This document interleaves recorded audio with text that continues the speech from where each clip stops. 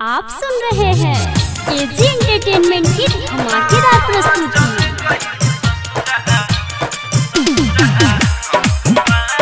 DJ Hariom Vasant को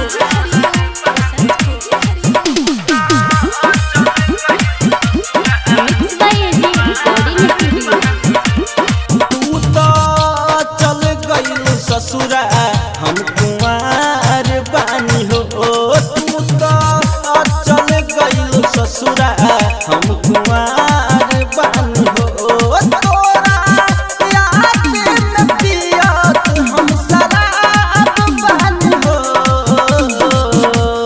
तू तो चल गई ससुरा हम कुंवार बानी हो। तू तो चल गई ससुरा हम कुंवार बानी हो। आप सुन रहे हैं एजी एंटरटेनमेंट की धमाकेदार प्रस्तुति।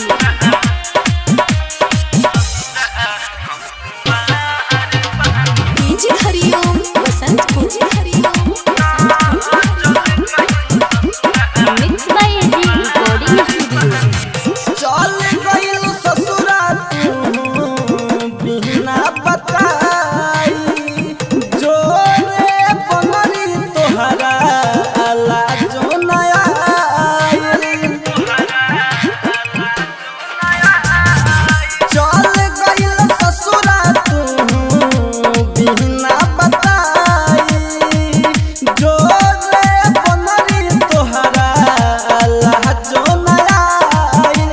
कि दिल में छुड़ा तू हमारा अब मार गइल हो। तू तो चल गइल ससुरा हम कुंवार बानी हो। आप सुन रहे हैं एजी एंटरटेनमेंट की धमाकेदार प्रस्तुति।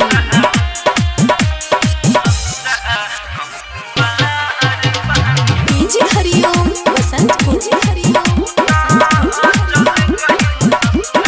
Mix by AG recording studio. आज अकेला के कके बर्बादी। राइटर सतेंद्र भोला कैसे बिसारी। आज अकेला के कके बर्बादी। राइटर सतेंद्र भोला कैसे बिसारी।